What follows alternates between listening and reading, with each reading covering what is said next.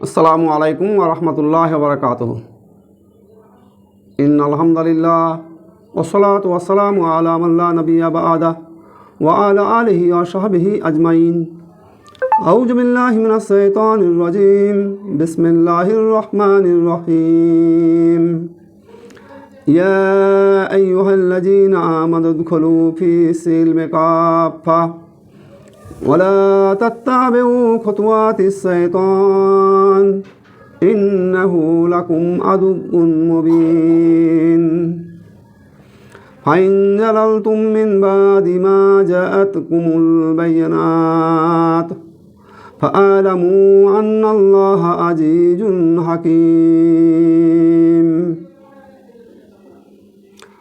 हल यंजुरून इल्ला अन यअतियहुमुल्लाहु फी जुलालिम मिनल गमाम वल मलाइकतु व कुज़ियल अम्र व इलल्लाहि तुरजउल उमूर।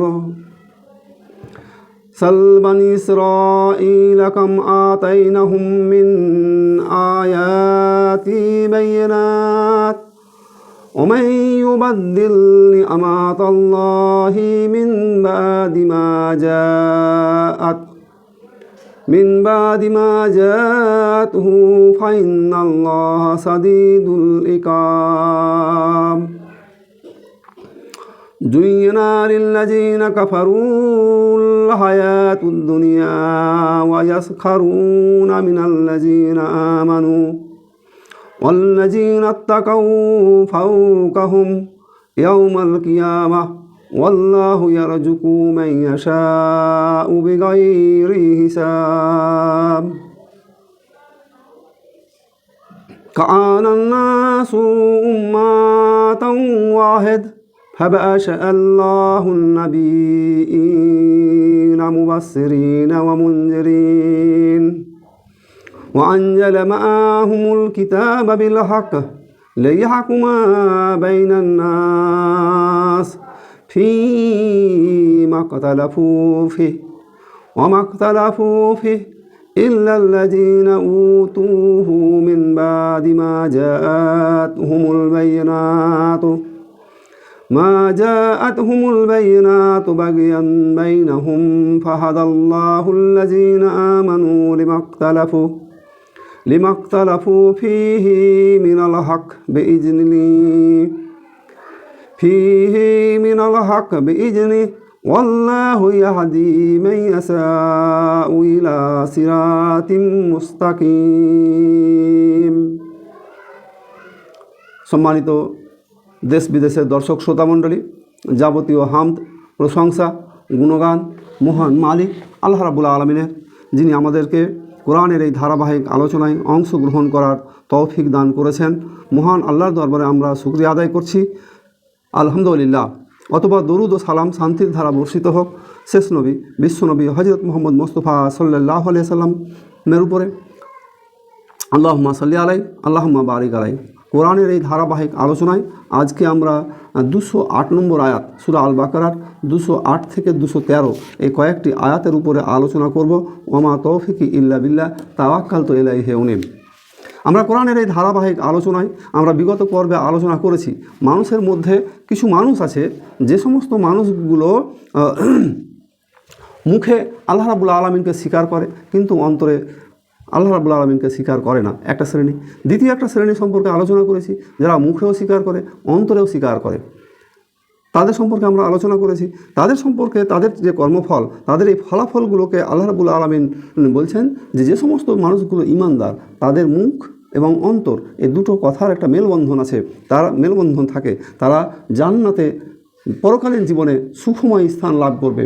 উল্টো দিকে যে সমস্ত মানুষগুলো মুখে একরকম কথা অন্তরে আর এক রকম কথা প্রকাশ করে, তাদের সম্পর্কে আলোচনা করতে গিয়ে বলা হয়েছে কিয়ামতের ময়দানে তাদের হবে ফা হাসবহু জাহান্নাম, তাদের স্থান হবে ফা আসবহু জাহান্নাম, জাহান্নামের জন্য তারা যথেষ্ট, তারা জাহান্নামে থাকবে। ওয়ালা বিইসাল মিহাদ, এবং সেটা হচ্ছে নিকৃষ্ট জায়গা। এই বিষয়গুলো নিয়ে আমরা বিগত পর্বে আলোচনা করেছি। আর যে সমস্ত লোকগুলো অমিনান নাস মান ইয়াসরি নাফসাহু যে সমস্ত লোকগুলো আল্লাহর সন্তুষ্টি অর্জনের জন্য নিজেকে আত্মবিসর্জন পর্যন্ত দেয়, তাদের সম্পর্কে বলা হচ্ছে নাফসাহুবতেগা মারজাআতিল্লাহ আল্লাহু রাউফুর বিল ইবাদ। আল্লাহ সমস্ত বান্দার প্রতি স্নেহপরায়ণ বশ এবং তাদের প্রতি অনুগ্রহশীল, মানে তাদের ভালো জায়গার একটা আশ্বাস দেওয়া হয়েছে। এবার আমরা আলোচনা করব সূরা বাকারার 208 নম্বর আয়াত। এতক্ষণ পর্যন্ত বিগত পর্বে সারমর্ম আলোচনা করলাম। 208 নম্বর আয়াত আলোচনার মানে যে আয়াতের ফোকাস সেটা হচ্ছে ইয়া আইয়ুহাল্লাযিনা আমানু, হে ইমানদার লোকেরা, ইয়া আইয়ুহাল্লাযিনা আমানু দুখুলু ফিস সিলমে কাফা ওয়ালা তাত্তাবিউ খুতুওয়াতিস শাইতান ইন্নাহু লাকুম আদুব্বুন মুবিন। হে মুমিনগণ, তোমরা পরিপূর্ণরূপে ইসলামে দাখিল হয়ে যাও, প্রবেশ করো। আর কি, যে শয়তানের পদাঙ্ক অনুসরণ করো না, শয়তান সে তোমাদের প্রকাশ্য দুশ্মন, প্রকাশ্য শত্রু। এই আয়াতটি নাজিল হওয়ার একটা প্রেক্ষাপট আছে। প্রেক্ষাপটটা হচ্ছে এইরকম যে হযরত আব্দুল্লাহ ইবনে সালাম থেকে বর্ণনা করছেন যে ইহুদি ধর্মে শনিবারের দিনকে সম্মান করা ওয়াজিব ছিল, আর উটের মাংস ভক্ষণ করা ছিল হারাম। এটা ইহুদি ধর্মে। তো এখন মুসলমান হওয়ার পর যে সমস্ত মানুষগুলো ঈমান নিয়ে এসেছে, তাদের মধ্যে এই প্রবণতাটা, আগের প্রবণতাটা তাদের মধ্যে চালু ছিল। আর ইসলাম ধর্মে কি, ইসলাম ধর্মে শনিবার দিনকে সম্মান করা ওয়াজিব নয়, আবার উটের মাংস খাওয়া বাধ্যতামূলক নয়। ম্যাটারটা খেয়াল করেন যে শনিবারের দিনকে সম্মান করা বাধ্যতামূলক নয়, উটের মাংস খাওয়া এটাও বাধ্যতামূলক নয়। তাহলে এর মাঝামাঝি একটা অবস্থান হচ্ছে এরকম যে শনিবারকে সম্মান আর উটের গোশত হালাল মনে করায়ও সেটাকে না খাওয়া। তাহলে হতো কি, এদের ফলাফলটা হতো কি, যে তারা মানে হযরত মুসা আলাইহিস সালামের, ইহুদিরা ছিল তো মুসা আলাইহিস সালামের কম, তাহলে মুসা আলাইহিস সালামকেও সম্মান জানানো হতো, আবার ইসলামেরও বিরোধিতা করা হতো না, আবার মুসা আলাইহিস সালামকেও সম্মান জানানো হতো। অর্থাৎ দুপক্ষকে একটা উভয়কুল রাখা, দুকুলকে বজায় রাখার একটা প্রবণতার টেন্ডেন্সি তাদের মধ্যে ছিল। এই উভয় কুলকে বজায় রাখার যে প্রবণতা, এই প্রবণতাটা সম্পর্কে যখন আল্লাহ নবী হযরত মুহাম্মদ মুস্তাফা সাল্লাল্লাহু আলাইহি সাল্লামের কানে পৌঁছালো, তখন আল্লাহর পক্ষ থেকে সেই বিষয়ে এই আয়াত নাজিল করা হলো যে হে ঈমানদার লোকেরা, ইয়া আইয়ুহাল্লাযিনা আমানু দুখুলু ফিস সিলমে কাফা, তোমরা পরিপূর্ণভাবে, সম্পূর্ণরূপে ইসলামের মধ্যে দাখিল হয়ে যাও। আর কি, যে তোমরা শয়তানের পদাঙ্ক অনুসরণ করো না। এই যে দুতরফকে তোমরা সন্তুষ্টি রাখতে চাইছো, এটা মূলত হচ্ছে শয়তানকে অনুসরণ করা। ফিস সিলমে কাফা ওয়ালা তাত্তাবিউ খুতুওয়াতিস শাইতান, তোমরা শয়তানের পদাঙ্ক অনুসরণ করো না। ইন্নাহু লাকুম আদুব্বুন মুবিন, সে হচ্ছে তোমাদের প্রকাশ্য দুশ্মন। এখানে কিছু শব্দ ইউজ করা হয়েছে। সেই শব্দগুলো, একটা হচ্ছে সিলমুন শব্দ ব্যবহার করা হয়েছে, যে ইসলাম যে শব্দ, ইসলাম শব্দ সিলমুন শব্দ থেকে উৎপত্তি হয়েছে। এখানে জের এবং জাবর সহকারে দুটো শব্দ, একটা হচ্ছে সিলাম আর একটা হচ্ছে সালাম। এই দুটো শব্দর অর্থ পৃথক, একটা হচ্ছে শান্তি আর একটা হচ্ছে সালাম, যার মূল উৎস দুটোরই কিন্তু একই, সিলমুন শব্দ থেকে উৎপত্তি হয়েছে। আর কাফফাতুন একটা শব্দ আছে এখানে। এই কাফফাতুন মানে হচ্ছে পরিপূর্ণভাবে, সাধারণত সম্পূর্ণভাবে। তাহলে পরিপূর্ণভাবে বা মানে সম্পূর্ণভাবে প্রবেশ করার কথা বলা হচ্ছে। তো পরিপূর্ণভাবে প্রবেশের অর্থ হচ্ছে যে, মনে করেন যে আপনার বাড়িতে একটা মশারি খাটানো আছে, তো এই মশারিতে মাথা আর মানে দেহ ভেতরে থাকলো, আর পা, কোমর থেকে পা বাইরে থাকলো, এটা সম্পূর্ণ প্রবেশ নয়। তার মানে সম্পূর্ণ প্রবেশ মানে হচ্ছে পুরোটাই। তার মানে হচ্ছে যে পুরোটাই প্রবেশের অর্থ হলো যে মুসলমানদের যে ব্যক্তিগত জীবন, পারিবারিক জীবন, সামাজিক জীবন, রাষ্ট্রীয় জীবন, আন্তর্জাতিক জীবন, ব্যবসা বাণিজ্য, লেনদেন, আদব কায়দা, ইবাদত, সামাজিকতা, রাজনীতি, ধর্মনীতি, সমস্ত জায়গায়, সমস্ত ক্ষেত্রে ইসলামকে অনুসরণ করাটা হচ্ছে পরিপূর্ণভাবে প্রবেশ করা। লেনদেনে সমগ্র প্রচেষ্টা, সমগ্র কর্মপরিসর, ব্যবহারিক জীবন, আচরণ, জ্ঞান বিজ্ঞান, আদর্শ, চিন্তাভাবনা, এই সব জায়গাগুলোতে পরিপূর্ণভাবে ইসলামকে অনুসরণ করার কথা বলা হচ্ছে। বিষয়টা এরকম নয় যে কিছু অংশ মানবেন আর কিছু অংশ মানবেন না। এর আগে আমরা সূরা বাকারার 85 নম্বর আয়াতের দিকে আলোচনা করেছি যে তোমরা কেউ মনে করেছো যে কিছু অংশ কোরআনের মানবে আর কিছু অংশকে করবে অস্বীকার, তাহলে আমি তোমাদের উপরে জালেম শাসককে চাপিয়ে দেব। কিছু অংশ মানবে আর কিছু অংশ অস্বীকার করবে, এরকম রীতি চলবে না। তাদের সেই রীতিটাকে মানে উচ্ছেদ করে দেওয়া হয়েছে। যে উদ্খুলু, পরিপূর্ণভাবে প্রকাশ করা, এটা এরকম যে ইসলামের কিছু বিষয় মেনে নিলেন আর কিছু বিষয় ছেড়ে দিলেন, এরকম নয়। বরং ইসলামে পরিপূর্ণ প্রবেশ করা, কিছু মানা আর কিছু অস্বীকার করা, এর কোনো অবকাশ নেই। মানুষের যে শরীর, এই শরীরের যে অঙ্গ প্রত্যঙ্গ, হাত আছে, চোখ আছে, কান আছে, মন মস্তিষ্ক আছে, এ সব ইসলামের মধ্যে পরিপূর্ণ প্রবেশ করাতে হবে। চোখ দিয়ে যা দেখবেন যেন ইসলাম সাপোর্ট করে, মুখ দিয়ে যা বলবেন যেন ইসলাম সাপোর্ট করে, হাত দিয়ে যা কাজ করবেন যেন ইসলাম সাপোর্ট করে, পা দিয়ে যেখানে চলবেন সেটা যেন ইসলাম সাপোর্ট করে। তাহলে এই সাপোর্টের জায়গাগুলো যেন ইসলাম বহির্ভূত না হয়ে যায়। পরিপূর্ণ প্রবেশ করার অর্থ এই রকমই। আপনি মন দিয়ে, মাথা দিয়ে যে চিন্তাভাবনাগুলো করছেন, গবেষণাগুলো করছেন, এই গবেষণামূলক চিন্তাভাবনাটাও যেন ইসলাম পারমিটেড হয়, ইসলাম সাপোর্ট করে। এই রকম আপনি জাদুবিদ্যা নিয়ে গবেষণা করবেন, এটা ইসলাম পারমিট করে না, সুতরাং এটা অবৈধ কাজ। তাহলে চিন্তাভাবনার জগৎটাকেও আপনাকে ইসলামাইজড করতে হবে, ইসলামীকরণ করতে হবে। এই হচ্ছে পরিপূর্ণ। তাহলে ব্যক্তি জীবন থেকে শুরু করে অর্থনৈতিক লেনদেন, সমস্ত বিবাহ শাদী, পারিবারিক নীতি, সামাজিক নীতি, অর্থনীতি, সমাজ পরিচালনা, সব ক্ষেত্রে এই পরিপূর্ণ প্রবেশ করার কথাই বলা হচ্ছে। উদ্খুলু, প্রবেশ করো। তো আমরা যদি বাস্তবিক জগতের দিকে দেখি, বাস্তবিক জগতের দিকে যদি আমরা তাকাই, তাহলে বিশেষত মুসলমানদের মধ্যে দেখব, এখানে যেহেতু ইয়া আইয়ুহাল্লাযীনা আমানু, ইমানদার লোকেদেরকে স্পষ্ট ধরে আলোচনা করা হচ্ছে। এর পরিপ্রেক্ষিতে আমরা সামাজিকতার দিকে যদি দেখি, তাহলে বহু মানুষ দেখতে পাবো যারা মসজিদে নামাজ আদায় ঠিকই করে, রোজার মাসে রোজা ঠিকই রাখে, অর্থ সম্পদ থাকলে তারা হজও করে, নামাজ পড়ে, রোজা করে, হজও করে, অর্থ সম্পদ থাকলে আবার তারা হয়তো জাকাতও দেয়, কিন্তু তার ব্যক্তিগত জীবন, সামাজিক জীবন, পারিবারিক জীবন, লেনদেন, এইগুলোতে কোনো স্বচ্ছতা নেই। মানুষের সাথে আচার ব্যবহার, ওঠা বসা, কথাবার্তা, সেই জায়গায় কোনো স্বচ্ছতা নেই, কোনো ভদ্রতা নেই, নম্রতা নেই, রূঢ়তা প্রকাশ পায়। আবার মসজিদে আল্লাহর ইবাদত করে, মসজিদ থেকে বেরিয়ে গিয়েই ধর্মনিরপেক্ষ মতবাদের পিছনে তারা ছুটতে থাকে। তারা বিভিন্ন যে রাজনৈতিক দল আছে, সিপিএম হতে পারে, কংগ্রেস হতে পারে, তৃণমূল হোক, বিজেপি হোক, যে সমস্ত বাতিল রাজনৈতিক দল আছে, তারা এটাকে ধর্মনিরপেক্ষতাকে শিখণ্ডী করে তারা সেই কাজগুলো করে, অথচ আজান হলে তারা নামাজ পড়ে। তাদেরকে এই উদ্দেশ্য করে বলা হচ্ছে যে তোমরা পরিপূর্ণভাবে ইসলামে প্রবেশ করো। ইসলামটা শুধুমাত্র মসজিদে, ইসলাম শুধু রোজার মাসে, ইসলাম শুধুমাত্র হজ করার ক্ষেত্রে পালন করবে, বিষয়টা এরকম নয়।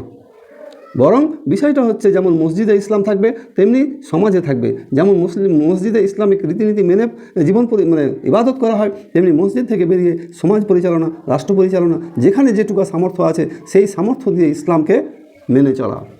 আমরা যদি খেয়াল করে দেখি যে আমাদের সমাজ সোসাইটিগুলোতে বিবাহ শাদী নিয়ে কত অনইসলামিক কাজ সম্পন্ন হয়। আচ্ছা বলেন তো, কোনো সরকার, আপনি যদি এই অনইসলামিক কাজগুলো না করেন, সরকার কি আপনাকে বাধ্য করবে?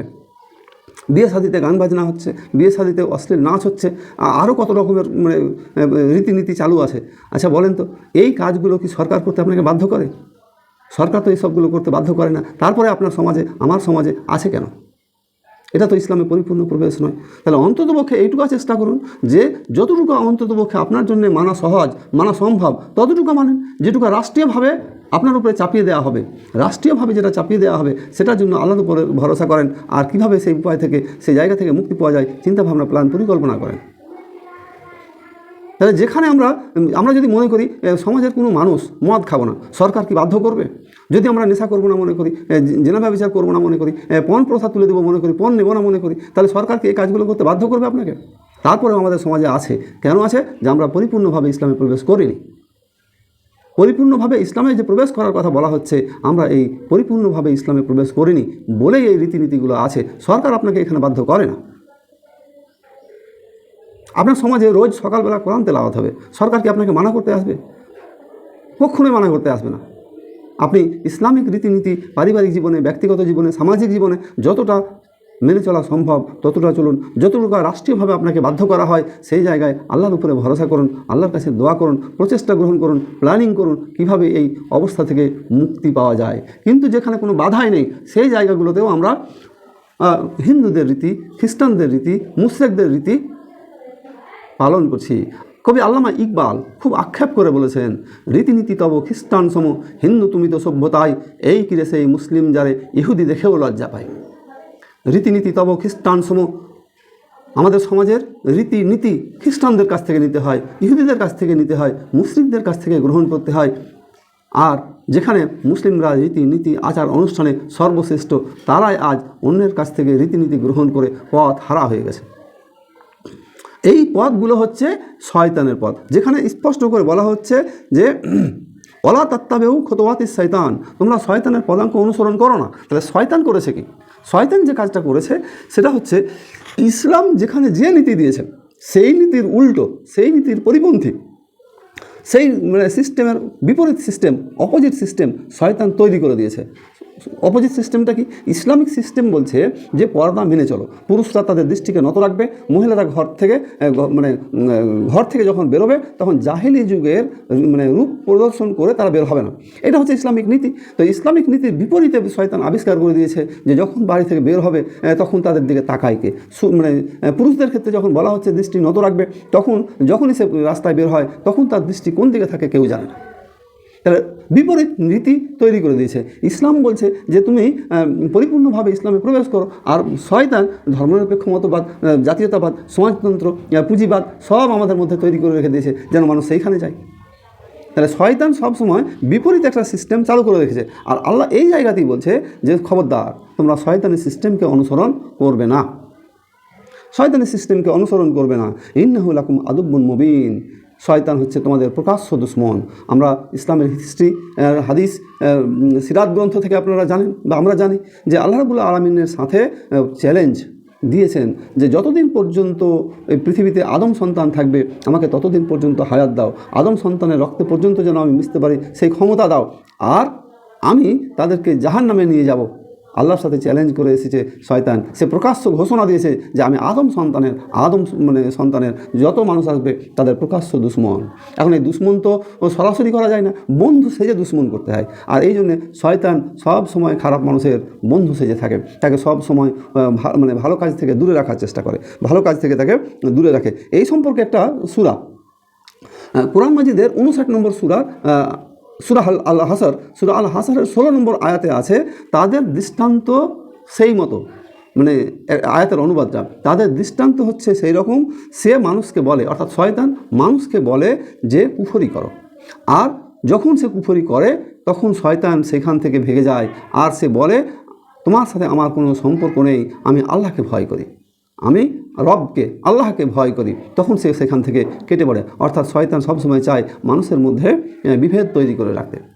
এই একই বিষয় নিয়ে আরও একটা কথা আমাদের সোসাইটিতে যেটা আছে, যেহেতু এটা ইমানদার লোকেদের নিয়ে আলোচনা হচ্ছে, এই ইমানদার লোকেদের মধ্যে বিদাত তৈরির উদ্ভাবনের একটা বড় রমরমা আজকের দুনিয়ায় দেখা যাচ্ছে।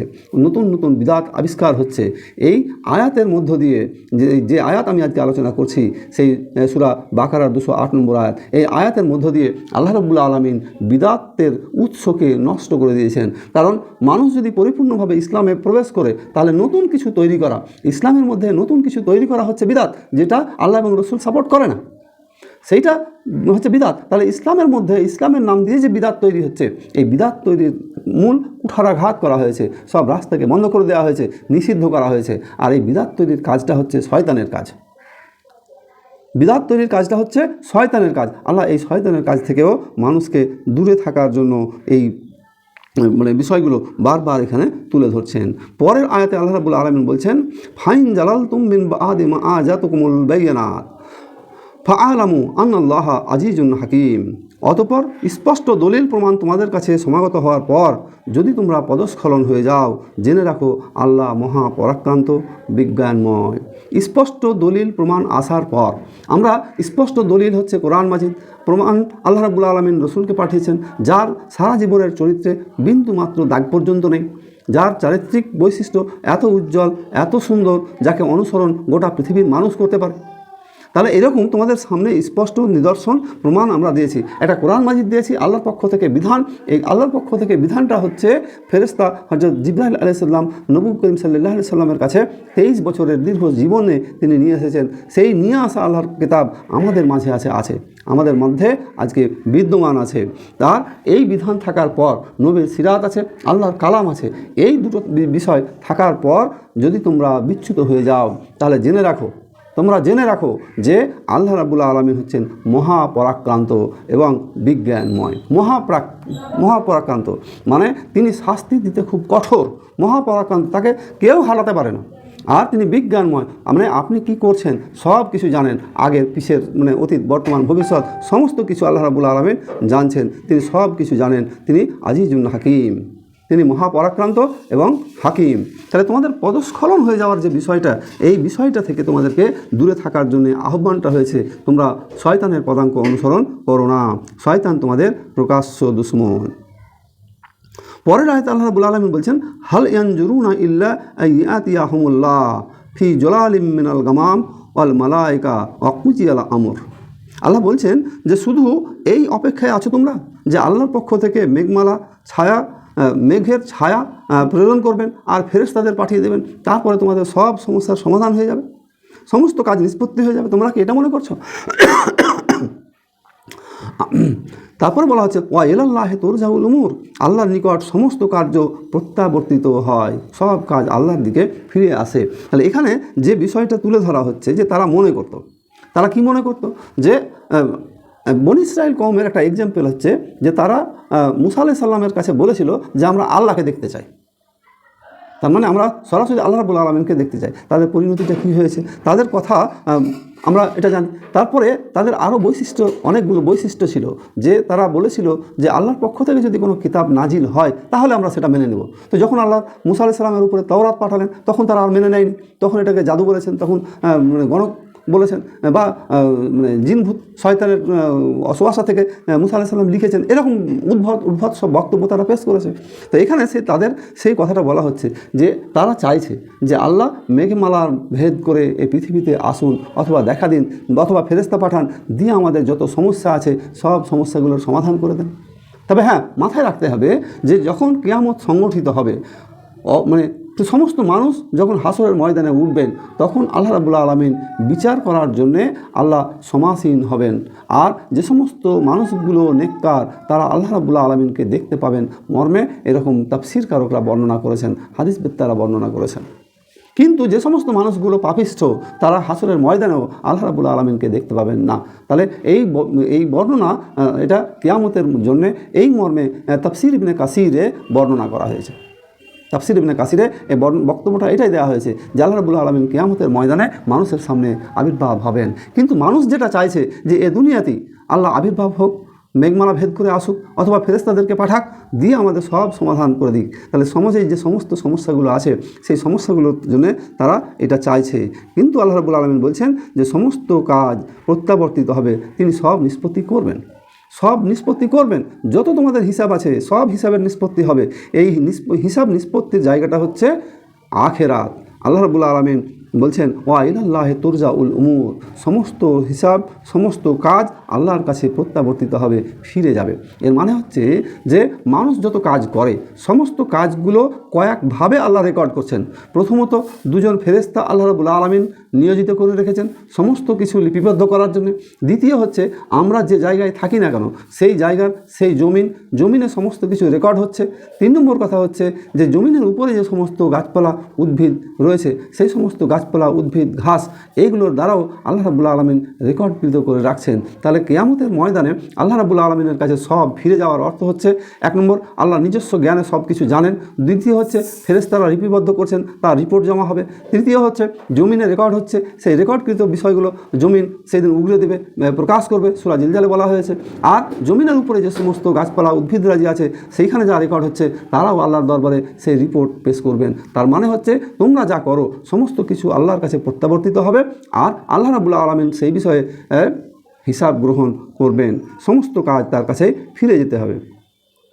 এবার এক্সাম্পল দেওয়া হচ্ছে বনী ইসরাইল কওমের, সাল বনী ইসরাইলা কাম আতাইনাহুম মিন আয়াতিন বাইয়িনা। বনী ইসরাইলদেরকে জিজ্ঞাসা করো, বনী ইসরাইল কওমদেরকে জিজ্ঞাসা করো আমি কত স্পষ্ট প্রমাণ তাদেরকে প্রদান করেছি, কত স্পষ্ট প্রমাণ তাদের সামনে আমি পেশ করেছি। একবার বনী ইসরাইল কওমকে জিজ্ঞাসা করো। তাহলে বনী ইসরাইল কওমের সামনে যে স্পষ্ট প্রমাণগুলোর বর্ণনা কোরআন হাদিসে দেওয়া হয়েছে। এর আগে আমরা সূরা বাকারাতেই আলোচনা করেছি যে হযরত মূসা আলাইহিস সালামকে আল্লাহ একটা লাঠি দিলেন। সেই লাঠির বৈশিষ্ট্যটা হচ্ছে কি যে আমরা ফেরাউনের রাজদরবারে যে সমস্ত জাদুকরেরা জাদু দেখাচ্ছিল তাদের জাদুগুলোকে, তাদের সমস্ত জাদুবিদ্যাগুলোকে এই লাঠি যেমনই মাটিতে ফেলে দেওয়া হলো সেই লাঠি সাফ হয়ে গিয়ে সব জাদুবিদ্যাকে শেষ করে দিল। যখন মুসা আলাইহিস সালামকে 3 দিক থেকে ঘিরে ফেলেছে আর সামনে সমুদ্র, বেরিয়ে যাওয়ার কোনো রাস্তা নেই, তখন আল্লাহ রাব্বুল আলামিন এই লাঠির দ্বারা মুসা আলাইহিস সালামের জন্য সমুদ্রের মধ্য দিয়ে 12টি রাস্তা বের করে দিয়েছেন। আল্লাহ রাব্বুল আলামিন নিয়ামত মুসা আলাইহিস সালামের কওমকে, বনী ইসরাঈলদেরকে যে দিয়েছেন, যে 12টা গোত্র যখন একটা মরুভূমি প্রান্তরে গিয়ে পৌঁছালো, তখন তাদের জলের সমস্যা হতে পারে। এই জলের সমস্যা নিবারণের জন্য আল্লাহ 12টা ঝর্ণার ব্যবস্থা করে দিলেন। মেঘমালা মাথার উপরে এমনভাবে অবস্থান করালেন যেন মেঘমালা তাদেরকে ছায়া দেয়। মরুভূমিতে ছায়া ছাড়া মানুষ বসবাস করতে পারবে না, আল্লাহ সেই ব্যবস্থা করে দিলেন।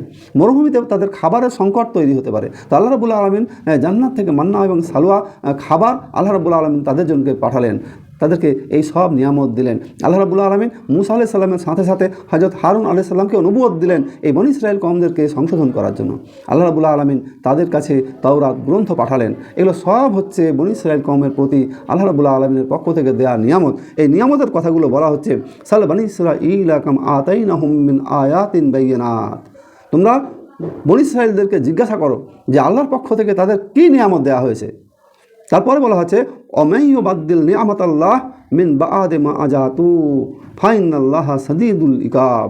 যে কেউ আল্লাহর অনুগ্রহ নিয়ামত সম্পদ আসার পর তা পরিবর্তন করবে, নিশ্চয় আল্লাহ কঠোর শাস্তিদাতা, নিশ্চয় আল্লাহ কঠোর শাস্তিদাতা। তাহলে এখানে বনী ইসরাঈলদের সম্পর্কে যে আলোচনাটা করা হচ্ছে, যারা নিয়ামত পাওয়ার পর সেটাকে পরিবর্তন করে দেবে, সেই নিয়ামতটাকে স্বীকার করবে না, অস্বীকার করবে, তাদের সাথে আল্লাহ রাব্বুল আলামিনের ওয়াদা হচ্ছে তারা কঠোর শাস্তির সম্মুখীন হবে। আমরা জানি যে মুসা আলাইহিস সালামের সময়েই তারা এই মরুভূমি প্রান্তরে আল্লাহর হুকুমকে অমান্য করার কারণে এতগুলো নিয়ামত পেয়েছে। আল্লাহর হুকুমকে অমান্য করার কারণে তাদেরকে দীর্ঘ 40 বছরের একটা বন্দিত্ব জীবন তাদেরকে কাটাতে হয়েছে। দীর্ঘ 40 বছরের একটা বন্দি জীবন তাদেরকে কাটাতে হয়েছে। সকালবেলা বের হয় এই জায়গা থেকে, এই প্রান্তর থেকে বেরিয়ে যাওয়ার, আবার সারাদিন সন্ধ্যা যখন হয় পথ শেষ হয়, সকালবেলা যখন উঠে তখন আবার দেখে আমরা যেখান থেকে শুরু করেছিলাম সেইখানে। এইভাবে তাদের জীবন দীর্ঘ সময় একটা বন্দি জীবন 40 বছরের পার হয়েছে। আল্লাহ বলছেন যে নিশ্চয় আল্লাহ ফাইনাল্লাহা সাদীদুল ইকাব, আল্লাহ কঠোর, নিশ্চয়ই আল্লাহ কঠোর শাস্তিদাতা। এটা তো দুনিয়াতে। তাহলে দুনিয়াতে কঠোর শাস্তিদাতার শাস্তি আমরা দেখেছি যে লূত আলাইহিস সালামের কওমকে কীভাবে ধ্বংস করে দেওয়া হয়েছে, সামুদ জাতিকে কীভাবে ধ্বংস করে দেওয়া হয়েছে, আদ জাতিকে কীভাবে ধ্বংস করে দেওয়া হয়েছে, এগুলো সব আমরা দেখেছি। দুনিয়াতে সব ধ্বংসযজ্ঞ আল্লাহ রাব্বুল আলামিন চালিয়েছেন। আর পরবর্তী কঠোর শাস্তিদাতা হচ্ছে আল্লাহ রাব্বুল আলামিনের কাছে সব কাজ প্রত্যাবর্তিত হবে। তখন যখন তিনি হিসাব নেবেন, তখন আল্লাহ রাব্বুল আলামিন তাদেরকে জাহান্নাম দেবেন। এই জাহান্নামের শাস্তি হচ্ছে কঠোর শাস্তি। জাহান্নাম কতই না নিকৃষ্ট জায়গা, এ সম্পর্কে আমরা এর আগে আলোচনা করেছি যে তাদেরকে কঠোর শাস্তির জায়গায় তাদের নিয়োজিত হতে হবে। এখানে আল্লাহর অনুগ্রহ সম্পদ আসার পর এখন খেয়াল করেন, এতক্ষণ পর্যন্ত বনী ইসরাঈল কওমের যে নিয়ামত, যে সম্পদ, সেই বিষয়গুলো আমরা পরপর আলোচনা করেছি। এখন খেয়াল করেন যে আল্লাহ রাব্বুল আলামিন আমাদেরকে যে নিয়ামত সম্পদ দিয়েছেন, এই নিয়ামত সম্পদ আসার পর আমরা যদি সেটাকে না মানি, সবথেকে বড় নিয়ামত হচ্ছে আল্লাহর পক্ষ থেকে মানুষের জন্য হচ্ছে কোরআন মাজিদ। আল্লাহ বলছেন কুল বে ফাজলিল্লাহি ওয়া বিরহমাতিহি। আল্লাহ নবীকে বলছেন যে হ্যাঁ নবী, আপনি বলুন যে আমার পক্ষ থেকে তোমাদের জন্য সবথেকে বড় নিয়ামত হচ্ছে আমার পাঠানো বিধান। কুলবে ফাজলিল্লাহি ওয়া বিরহমাতিহি ফাবিযালিকা ফালইফরাহু হুয়া খায়রুম মিম্মা ইয়াজমাউন। যারা এটা পেয়েছে তারা যেন আনন্দ করে। তাহলে সবথেকে বড় নিয়ামত, যত নিয়ামত আল্লাহ দিয়েছেন তার মধ্যে কোরআন মাজিদ হচ্ছে সবথেকে বড় নিয়ামত। তাহলে এই কোরআনের সাথে সাথে আমরা সিরাত, নবীর জীবনী, সুন্নাহ, হাদিস আছে। তাহলে আল্লাহ নবীর বাণী, সেটাও শরীয়তের একটা মানদণ্ড। আল্লাহ রাব্বুল আলামিন যা বলেছেন, নবী করিম সাল্লাল্লাহু আলাইহি সাল্লাম তাই প্রকাশ করেছেন, সেটা হচ্ছে শরীয়তের একটা মানদণ্ড। আল্লাহ এবং তার রসুলের উপরে কোনো মানুষের কোনো প্রশ্ন চলে না, এটা প্রশ্নহীনভাবেই মেনে নিতে হয়। তাদেরকে এই কথাগুলো স্মরণ করানো হচ্ছে যে নিয়ামত আমি তোমাদের জন্য দিয়েছি, এই নিয়ামত পাওয়ার পর তোমরা যদি এই নিয়ামতটাকে অস্বীকার করো, তাহলে আল্লাহ রাব্বুল আলামিন কঠোর শাস্তিদাতা। তো আজকের জামানায় মানুষের কাছে আল্লাহ রাব্বুল আলামিন যে নিয়ামত দিয়েছেন, তার প্রথম নিয়ামত বললাম কোরআন, আল্লাহর নবীর রেখে যাওয়া সুন্নাত, এর সাথে সাথে ইসলামিক জীবন ব্যবস্থা। এই জীবন ব্যবস্থা যদি আপনি না মেনে নেন, তাহলে এটার জন্য আল্লাহ কঠোর শাস্তি দেবেন। তারপরে আল্লাহ রাব্বুল আলামিন বলছেন জুয়্যিনা আল্লাযীনা কাফারুল হায়াতুদ দুনিয়া ওয়া ইয়াসখারুনা মিনাল্লাযীনা আমানু ওয়াল্লাযীনা ইত্তাকাউ ফাওকাহুম ইয়াওমাল কিয়ামা ওয়াল্লাহু ইয়ারযুকু মান ইয়াশাউ বিগাইরি হিসাব। এখানে বলা হচ্ছে যে যারা অবিশ্বাস করেছে তাদের পার্থিব জীবন সুশোভিত করা হয়েছে এবং তারা বিশ্বাস স্থাপনকারীদেরকে উপহাস করেছে। আর যারা ধর্মভীরু তাদেরকে উত্থান দিনে সমুন্নত করা হবে। আল্লাহ যাকে ইচ্ছা করেন পরিমিত জীবিকা দান করেন, অপরিমিত জীবিকা দান করেন যাকে ইচ্ছা। এখানে যে আলোচনাটা করা হচ্ছে, জুয়ানা লিল্লাযিনা কাফারুল হায়াতাদ দুনিয়া, যে সমস্ত মানুষগুলো কাফের অস্বীকারী তাদের এই দুনিয়ার জীবনকে আল্লাহ সুশোভিত করে দেন। এই সুশোভিত করে দেওয়ার অর্থ হচ্ছে তাদের জীবনকে আল্লাহ সাজিয়ে দেন, ক্ষমতা দিয়ে, অর্থ দিয়ে, রূপ সৌন্দর্য দিয়ে, প্রভাব প্রতিপত্তি দিয়ে, ইত্যাদি দিয়ে তাদেরকে আল্লাহ রাব্বুল আলামিন সাজিয়ে দেন। আর কি ওয়াস খারুনা মিনাল্লাযিনা আমানু ওয়াল্লাযিনা তাকাউ ফাওকাহুম ইয়াওমাল কিয়ামা। তারপরে বলা হচ্ছে যারা বিশ্বাস স্থাপনকারী তাদেরকে উপহাস করে। এই কাফের শ্রেণীর মানুষগুলো তারা এই সাধারণ ইমানদার মানুষদেরকে তারা উপহাস করে। এই বৈশিষ্ট্যটা ছিল, ঠিক এই বৈশিষ্ট্যটাই ছিল তৎকালীন সমাজে, তৎকালীন জাহেলি সমাজ সোসাইটিতে। যখন আল্লাহ নবী এই দাওয়াত দিলেন, দাওয়াত দেওয়ার পর, ইসলামের আহ্বান জানানোর পর গরিব মানুষগুলোই বেশি বেশি পরিমাণে ইসলামে দাখিল হয়েছে, ইসলাম গ্রহণ করেছে।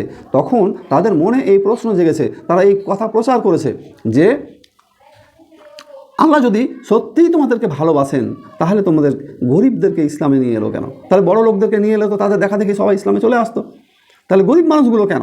তাদেরকে এই বলে ঠাট্টা করেছে, উপহাস করেছে। কিন্তু আল্লাহ রাব্বুল আলামিনের ফায়সালা হচ্ছে যে ফাওকাকুম ইয়াওমাল কিয়ামা ওয়াল্লাহু ইয়ারযুকু মান ইয়াশা বিগাইরি হিসাব। আল্লাহ রাব্বুল আলামিন তাদেরকে, যারা ধর্মভীরু তাদের উত্থান দিবসে সমুন্নত করবেন। আর আল্লাহ যাকে ইচ্ছা বেহিসাব রুজি দান করেন, অপরিমিত রুজি দান করেন। যাকে ইচ্ছা বেহিসাব আল্লাহ রিজিক দান করেন। এখানে যে সমস্ত মানুষগুলোকে জাহেলি সোসাইটিতে ইসলামের প্রাক যুগে যাদেরকে উপহাস করা হতো, ঠাট্টা করা হতো, বিদ্রুপ করা হতো, আমরা পরবর্তী সময়ে দেখেছি যত দিন গিয়েছে, মক্কা বিজয় হয়েছে, মক্কা বিজয়ের পর দেখেছি যে সমস্ত আরব গোত্রের সেই মানুষগুলো যাদেরকে ঠাট্টা বিদ্রুপ করা হতো, গরিব বলা হতো, তাদের অবস্থার আল্লাহ পরিবর্তন করে দিয়েছেন, তাদের সুখ দিয়েছেন, শান্তি দিয়েছেন, সমৃদ্ধি দিয়েছেন, তাদের ক্ষমতা দিয়েছেন। তারা গোটা আরবে শাসন করেছে, তাদের হাতে আল্লাহ শাসন কর্তৃত্বকে তুলে দিয়েছেন। এটা হচ্ছে দুনিয়ার একটা চিত্র।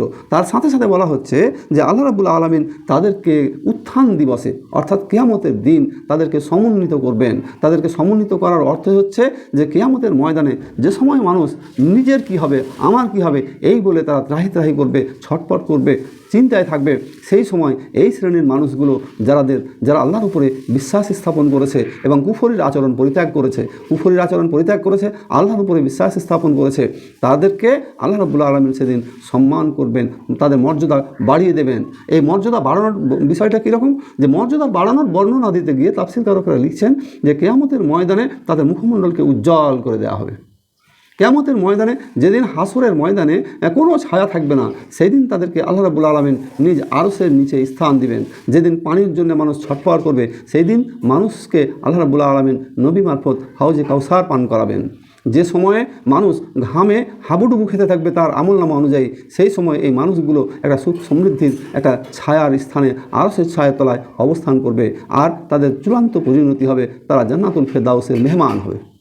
তাদের এই সমুন্নত করার কথা বলা হচ্ছে যে ফাওকাহুম ইয়াওমাল কিয়ামা ওয়াল্লাযিনা তাকাউ ফাওকাহুম ইয়াওমাল কিয়ামা। তাদের কিয়ামতের ময়দানে তাদেরকে সমুন্নত করা হবে।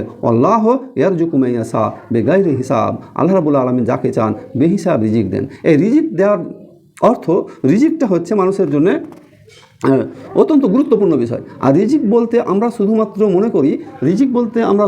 মনে করি অর্থ, টাকা পয়সা। আসলে অর্থ, টাকা পয়সা এইটাই একমাত্র রিজিক নয়।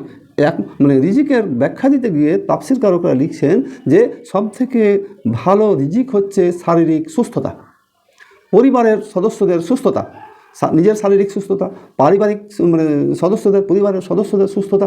এ হচ্ছে নিয়ামত, এটা হচ্ছে গুরুত্বপূর্ণ নিয়ামত। আর আল্লাহ যাদেরকে নিয়ামত দান করেন তার মধ্যে অন্যতম নিয়ামত হচ্ছে যাকে আল্লাহ রাব্বুল আলামিন ভালোবাসেন তাকে ইসলামের জ্ঞান অর্থাৎ কোরআনের জ্ঞান দিয়ে তাকে সমৃদ্ধ করেন।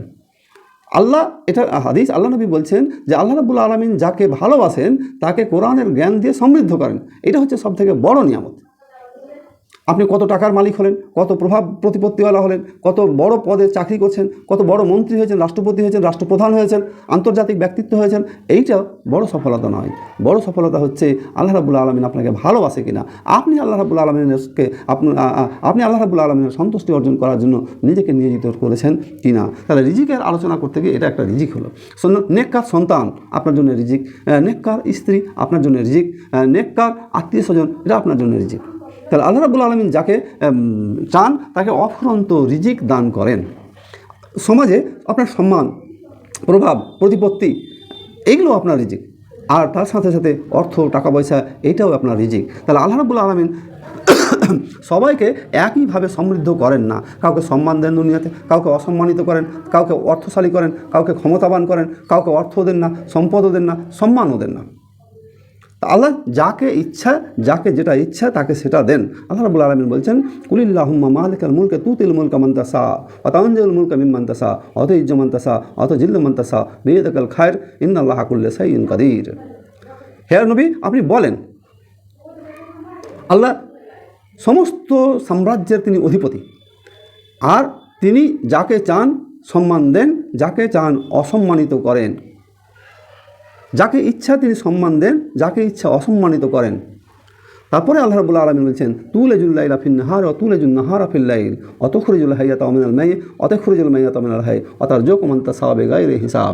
আল্লাহ রাব্বুল আলামিন রাতকে দিনে পরিবর্তন করেন, দিনকে রাতে পরিবর্তন করেন, জীবিতকে মৃত করতে পারেন, মৃতকে জীবিত করতে পারেন, আর আল্লাহ যাকে চান তাকে অফুরন্ত নিয়ামত তিনি দান করেন। এখানে সেই একই কথা আবারও সূরা বাকারার 212 নম্বর আয়াতে ওই কথাটা বলা হলো, আল্লাহু ইয়ারযুকু মান ইয়াশা বিগাইরি হিসাব। আল্লাহ যাকে চান অফুরন্ত জীবিকা, অফুরন্ত নিয়ামত দান করেন। তাহলে এখন দেখেন যে আপনি কোন নিয়ামত আপনার জন্য সবথেকে উপযুক্ত, কোনগুলো নিয়ামত আপনার জন্য পাওয়া দরকার, আর কোন নিয়ামতে আপনি সন্তুষ্ট।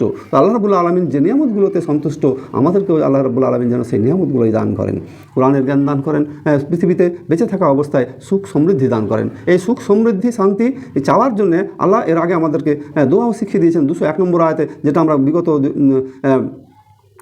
34 নম্বর পর্বে আমরা আলোচনা করেছি। তারা সেই দোয়াটা হচ্ছে এই যে, রব্বানা আতিনা ফিদ দুনিয়া হাসানাতাও ওয়া ফিল আখিরাতি হাসানাতাও ওয়া কিনা আযাবান্নার। হে আমাদের প্রতিপালক, হে আমাদের রব, তুমি আমাদেরকে দুনিয়ার কল্যাণ দান করো, হাসানা দাও, মরার পরবর্তী জীবনের হাসানা দান করো, মৃত্যু পরবর্তী জীবনে হাসানা দান করো, এবং আমাদেরকে জাহান্নামের আযাব থেকে, জাহান্নামের আগুন থেকে আমাদেরকে রক্ষা করো। এইটা হচ্ছে মানুষের জন্য সবথেকে বড় পাওয়া, জাহান্নাম থেকে মুক্তি, ইহকালীন কল্যাণ, পরকালীন কল্যাণ, ইহকাল এবং পরকাল সব এই আলোচনার মধ্যে ঢোকানো আছে। পরের আয়াতে আল্লাহ রাব্বুল আলামিন 213 নম্বর আয়াতে বলছেন, কানান নাস উম্মাতান ওয়াহিদ, কানান নাস উম্মাতান ওয়াহিদ। মানব জাতি একই সম্প্রদায়ভুক্ত ছিল, মানব জাতি একই সম্প্রদায়ভুক্ত ছিল। আমরা একেবারে গোড়ার থেকে যদি আলোচনা করি, হযরত আদম আলাইহিস সালামকে পৃথিবীতে পাঠানোর পর থেকে প্রায় 10 শতাব্দী, মানে 1000 বছর, 10 শতাব্দী, প্রায় 1000 বছর মানে ওই পর্যন্ত সময় সমস্ত মানুষ তাওহীদের অনুসারী ছিল। হযরত আদম আলাইহিস সালামের কাছে আল্লাহর পক্ষ থেকে টাইম টু টাইম জিবরাইল আলাইহিস সালাম নির্দেশিকা নিয়ে আসতেন, এবং সব আদম আলাইহিস সালামের যারা বংশধর ছিল তারা সব একে একে এই ইসলামের অনুসারী, তাওহীদের অনুসারী ছিল। পরবর্তী সময়ে এই তৌহিদের মধ্যে ফাটল ধরেছে, সেই কথাটা এখানে আলোচনা করা হচ্ছে যে ফাটল ধরালোটাকে। এই যে শয়তান আল্লাহর সঙ্গে প্রকাশ্য ঘোষণা দিয়ে এসেছে যে তোমার ইমানদার লোকদেরকে, তৌহিদপন্থী লোকেদেরকে আমি জাহান্নামে আমার শরীক বানাবো, তিনি মানুষের মধ্যে এই বিভেদ তৈরি করার উদ্যোগ গ্রহণ করলেন সেই শয়তান। বলা হচ্ছে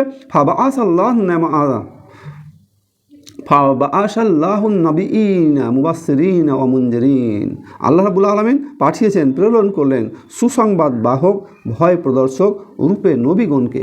আল্লাহ রাব্বুল আলামিন নবী প্রেরণ করলেন। তারপর মানে আদম আলাইহিস সালামের পরে আদম আলাইহিস সালাম তিনি নিজে নবী, আর তারপরে নবী প্রেরণ করলেন। এই নবীদেরকে একটা স্পেসিফিক কাজ দেওয়া হলো।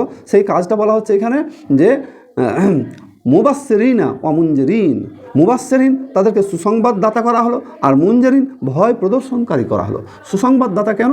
সুসংবাদদাতারা হচ্ছে এই জন্যে যে আল্লাহর পক্ষ থেকে যে সমস্ত মেসেজ ওহিগুলো আসছে, সেই ওহি মোতাবেক যারা জীবনযাপন পরিচালনা করবে তাদের জন্য আল্লাহ রাব্বুল আলামিন ইহকালীন কল্যাণ, পরকালীন কল্যাণ রেখেছেন, আর পরকালীন জীবনে আল্লাহ রাব্বুল আলামিন তাদেরকে জান্নাত দেবেন। এটা হচ্ছে সুসংবাদদাতা, ভালো খবর।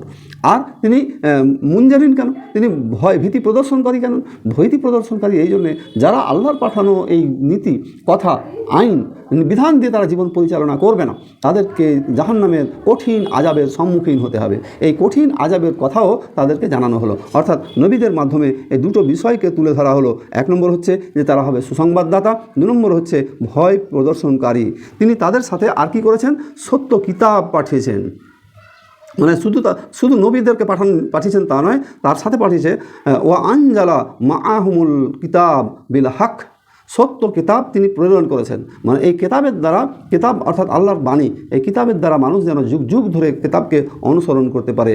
লিয়াহকুমা বাইনান নাস ফিমাখতালাফু ফি ওমাখতালাফু ফি ইল্লাল্লাযিনা উতুহু মিন বা'দি মা আজাতহুমুল বায়িনাত বাগিয়ান বাইনাহুম।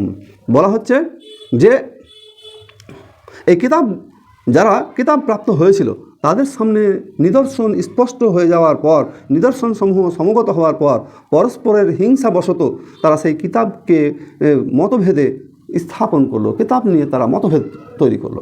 মানে আল্লাহ রাব্বুল আলামিন নবী পাঠালেন সুসংবাদদাতা হিসাবে, ভীতি প্রদর্শনকারী হিসাবে, তাদের সাথে কিতাব দিলেন। এই কিতাব নিয়ে তারা করলো কি, একটা সময় তারা মতভেদ তৈরি করলো। মতভেদটা তৈরি করলো কিভাবে? শয়তান তাদের মধ্যে এটা গেঁথে দিল যে হতে পারে এটা আল্লাহর পাঠানো কিতাব নয়, এটা যিনি বলছেন তার মানে মাথা থেকে চিন্তাভাবনা করা কিতাব, সেও তো তোমার মতন মানুষ। সুতরাং শয়তান মানুষের মধ্যে এই বিভেদ, এই বিভ্রান্তিটা তৈরি করে দিল। এই বিভ্রান্তি তৈরি করে দেওয়ার কথা এখানে বলা হচ্ছে যে এই মতভেদটা তৈরি হলো।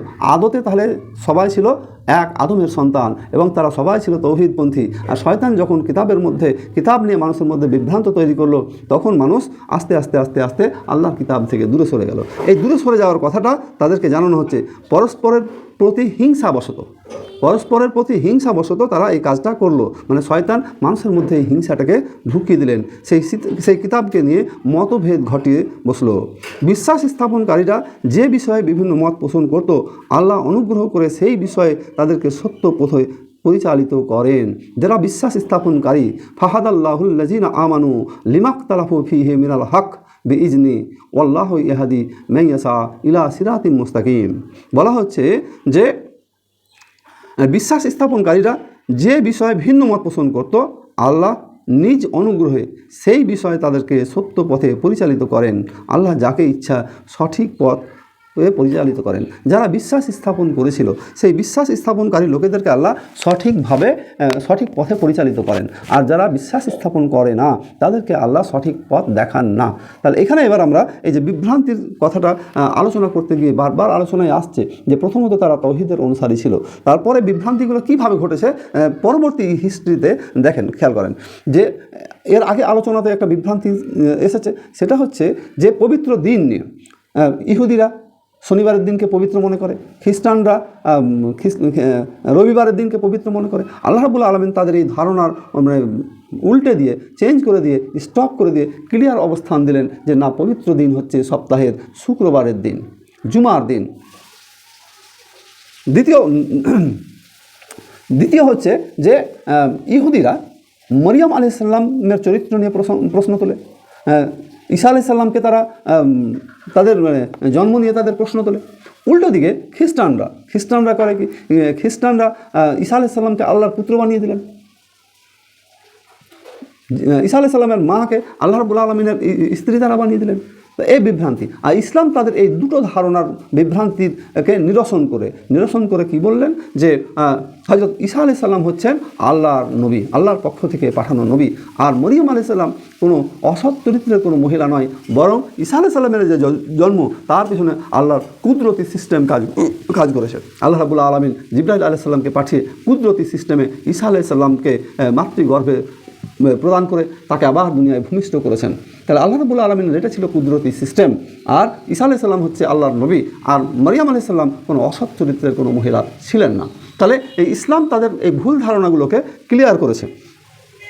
মুসলমানরা হযরত ইব্রাহিম আলাইহিস সালাম সম্পর্কে যে মতভেদ তৈরি হয়েছে, ইব্রাহিম আলাইহিস সালাম সম্পর্কে ইহুদিরা বলে তিনি ছিলেন ইহুদি, ইব্রাহিম আলাইহিস সালাম সম্পর্কে খ্রিস্টানরা বলে তিনি ছিলেন খ্রিস্টান। আর ইসলাম ইব্রাহিম আলাইহিস সালাম সম্পর্কে স্পষ্ট ধারণা পেশ করেন, সেটা হচ্ছে যে তিনি ছিলেন একনিষ্ঠ মুসলিম। সেই একনিষ্ঠ মুসলিম সম্পর্কে কোরআন মাজিদে স্পষ্ট বর্ণনা হয়েছে, ইন্নী ওয়াজ্জাহাতু ওয়াজহিয়া লিল্লাযী ফাতারাস সামাওয়াতি ওয়াল আরদ হানিফা ওয়া মা আনা মিনাল মুশরিকিন। আল্লাহ রাব্বুল আলামিনের নবী হযরত ইব্রাহিম আলাইহিস সালামকে সামনে রেখে এই আয়াত বলছেন যে তিনি সমস্ত দিক থেকে মুখ ফিরিয়ে নিয়ে নিজেকে ঘোষণা করলেন আমি একজন একনিষ্ঠ মুসলিম। তাহলে ইসলাম ধর্মে এই নবীদের সম্পর্কে যে বিভ্রান্তিকর অন্যান্য কনসেপ্ট অন্যান্য ধর্মে আছে, ইসলাম তাদেরকে এই বিভ্রান্তমূলক কনসেপ্টগুলো ধারণাগুলোকে স্টপ করে দিলেন। এখানে এই যে বিভিন্ন ধর্মের যে মতভেদ তৈরির জায়গাগুলো, এই মতভেদ তৈরির জায়গাগুলোকে ইসলাম একটা স্পষ্ট ক্লিয়ার বার্তার মধ্য দিয়ে সেগুলোকে স্টপ করলেন, নস্যাৎ করে দিলেন, অস্বীকার করলেন, রহিত করে দিলেন। কিন্তু তারপরেও এই ধারণা ইহুদিদের মধ্যে যা ছিল সেই ধারণাই আছে, খ্রিস্টানদের মধ্যে যে কনসেপ্ট ছিল সেই খ্রিস্টান কনসেপ্ট, সেই খ্রিস্টান ধারণাটা আজও বিদ্যমান আছে। তারা ইসলামিক কনসেপ্টকে মেনে নেয়নি। তো যাই হোক, আমরা 213 নম্বর পর্যন্ত আলোচনা এতক্ষণ পর্যন্ত করলাম। তো যে আলোচনাগুলো করলাম তার সার সংক্ষিপ্ত এরকম যে ইসলামের সকল বিধান, ইসলামের যাবতীয় বিধান ইচ্ছাই হোক বা অনিচ্ছাই হোক মাথা পেতে নিতে হবে প্রত্যেক মুসলমানকে। ইসলামিক বিধানের বিরোধিতা করা যাবে না। ইসলামিক বিধানের বিরোধিতা করার অর্থই হচ্ছে আল্লাহ এবং রসুলের বিরোধিতা করা। আর শয়তান হচ্ছে মানুষের প্রকাশ্য শত্রু, প্রকাশ্য দুশ্মন। এই প্রকাশ্য দুশ্মন থেকে নিজেদেরকে রক্ষা করার জন্য শয়তানি কাজ, শয়তান অসহসা দেয়, প্ররোচনা দেয়, এরকম কাজ থেকে আমাদের প্রত্যেককে দূরে থাকতে হবে। আল্লাহ কিয়ামতের দিন ফায়সালার জন্য আমাদের সামনে আসবেন, কিয়ামতের দিন ফায়সালার জন্য আসবেন। ইহুদি খ্রিস্টানরা যারা চাইছেন যে মেঘমালা ভেদ করে আসুক, যে ফেরেশতাদেরকে পাঠাক আমাদের সমস্যা সমাধান করার জন্য, এটা দুনিয়াবী জীবনে নয়, বরং আল্লাহ রাব্বুল আলামিন কিয়ামতে এই দৃশ্য ঘটাবেন বা আমাদের সামনে আসবেন। কাফিররা দুনিয়ার জীবনে সুখ স্বাচ্ছন্দ্য চায়, আল্লাহ রাব্বুল আলামিন তাদেরকে দুনিয়ার জীবনে সুখ স্বাচ্ছন্দ্য দেন, আর আখিরাত তাদের জন্য সম্পূর্ণ স্টপ হয়ে যায়, নষ্ট হয়ে যায়, বন্ধ হয়ে যায়, আর আখিরাতে তারা ভালো কিছু পাবে না। উল্টো দিকে যে সমস্ত ইমানদার মানুষগুলো আল্লাহকে খুশি করতে চায়, আল্লাহ সন্তুষ্ট বিধান করতে চায়, তাদেরকে আল্লাহ রাব্বুল আলামিন দুনিয়াতে সুখ দেন, শান্তি দেন, আর কিয়ামতেও তাদেরকে জান্নাতের মেহমান বানাবেন। আমরা এই আলোচনা থেকে যেটা পেলাম তার মধ্যে আরেকটা গুরুত্বপূর্ণ হচ্ছে যে সমস্ত মানুষগুলো দুনিয়াবী জীবনে ঈমান নিয়ে এসেছে, আল্লাহকে স্বীকার করে, অস্বীকার করে না, তাদেরকে অন্যান্য মানুষগুলো ঠাট্টা বিদ্রুপ করতে পারে। যেমন নবীর যুগে করেছিল, জাহিলিয়াতি যুগে করেছিল, ইসলাম প্রচারের নবীর দ্বারা প্রাক ইসলামিক যুগে যেমন ইমানদার লোকেদেরকে করা হতো ইসলামের প্রথম যুগে। মতভেদপূর্ণ বিষয়গুলো নিয়ে একটা স্পষ্ট সমাধান পেশ করা হয়েছে। আর এই স্পষ্ট সমাধানটা হচ্ছে তৌহিদের দ্বারাই যত মতভেদপূর্ণ বিষয় আছে সবার সমাধান হওয়া সম্ভব। তৌহিদের দ্বারা কীভাবে? তৌহিদ হচ্ছে একাত্মবাদ অর্থাৎ আল্লাহকে স্বীকার করে নেওয়া। আল্লাহকে স্বীকার করে নেওয়ার অর্থ হচ্ছে আল্লাহর পক্ষ থেকে যে কিতাব পাঠানো হয়েছে, যে মেসেজ পাঠানো হয়েছে সেটাকে মেনে নেওয়া। তাহলে ইহুদিরা যদি মেনে নেয় আল্লাহ রাব্বুল আলামিনের তৌহিদকে, তাহলে আল্লাহর পাঠানো বাক্য কথা হচ্ছে ইব্রাহিম আলাইহিস সালাম তিনি নবী ছিলেন এবং মুসলিম ছিলেন। খ্রিস্টানরা যদি মেনে নেয় তাহলে তাদেরকে এটা মেনে নিতে হবে যে ইব্রাহিম আলাইহিস সালাম আল্লাহর একনিষ্ঠ বান্দা ছিলেন, মুসলিম ছিলেন। তাহলে খ্রিস্টানরা ইব্রাহিম আলাইহিস সালামকে খ্রিস্টান মনে করে, ইহুদিরা ইব্রাহিম আলাইহিস সালামকে খ্রিস্টান মনে করে, তারা দুটো ধারণায় তাদের মধ্যে আর অবশিষ্ট থাকবে না। তাহলে এই তৌহিদ হচ্ছে মূল শান্তির ঐক্যের একটা প্রতীক। পৃথিবীতে আজও যদি শান্তি স্থাপন করতে হয় তাহলে তৌহিদি বার্তা ছাড়া, তৌহিদি সিস্টেম ছাড়া পৃথিবীতে আজও শান্তি বজায় হতে পারে না। তৌহিদ প্রতিষ্ঠার মধ্য দিয়েই কেবলমাত্র পৃথিবীতে শান্তি আসতে পারে। আর মতভেদপূর্ণ বিষয় সমাধানের একমাত্র পথ হচ্ছে তৌহিদ মেনে নিলেই মতভেদপূর্ণ বিষয়গুলো সমাজ থেকে, দেশ থেকে দূর হবে। আর মুসলিম জাতিকে সঠিক পথের দিশা দান করেছেন, মুসলিম জাতিকে আল্লাহ রাব্বুল আলামিন সঠিক পথের একটা দিশা দান করেছেন। এই দিশাটা হচ্ছে এই যে মুসলিমদের জন্য যে কিতাব, এই কিতাবের আজ পর্যন্ত কোনো রকমের সংস্করণ হয়নি, কোনো রকমের পরিবর্তন হয়নি, বিরোধিত হয়নি, আর কমেও যায়নি। কিয়ামত পর্যন্ত আল্লাহ তার রক্ষণাবেক্ষণের দায়িত্ব নিয়েছেন এবং কিয়ামত পর্যন্ত তা অক্ষত থাকবে। তো আল্লাহ রাব্বুল আলামিনের কাছে আমরা দোয়া করি অন্ততপক্ষে আমরা যেন যতদিন বেঁচে আছি যেন ইসলামের উপরে কোরআন নিয়ে জীবন পরিচালনা করতে পারি, আর মরার পরের জীবনেও যেন আমরা জান্নাতের মেহমান হতে পারি। আল্লাহ তুমি আমাদের সেই তৌফিক দান করো, আমাদের এই দোয়া কবুল করো। আমিন। রব্বানা তাকাব্বাল মিন্না ইন্নাকা আনতাস সামিউল আলিম ওয়া তুব আলাইনা ইন্নাকা আনতাত তাওয়াবুর রহিম। লা ইলাহা ইল্লা আনতা সুবহানাকা ইন্নী কুনতু মিনাজ জালিমিন। সুবহানা রাব্বিকা রাব্বিল ইজ্জাতি আম্মা ইয়াসিফুন ওয়া সালামুন আলাল মুরসালিন ওয়া আলহামদুলিল্লাহি রাব্বিল আলামিন। আসসালামু আলাইকুম ওয়া রাহমাতুল্লাহি ওয়া বারাকাতুহু।